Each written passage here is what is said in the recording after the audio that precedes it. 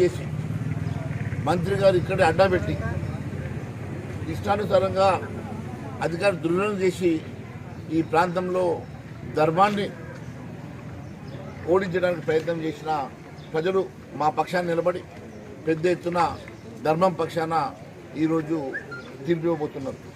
అత్యధిక మెజార్టీతోటి నిర్మల్ నియోజకవర్గంలో 50,000కు పైచిలకు మెజార్టీతోటి మరి ఇక్కడ మనకు మెజార్టీ నిర్మల్ నియోజకవర్గం రాబోతున్నది. ఉమ్మడి ఆదిలాబాద్ జిల్లాలో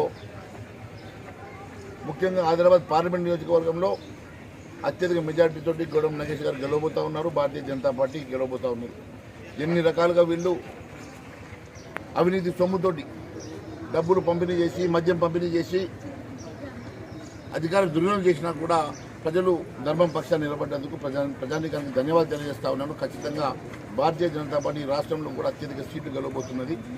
ఈ ప్రభుత్వ అవినీతి మీద మేము యుద్ధం చేయబోతున్నామని తెలియజేస్తాం.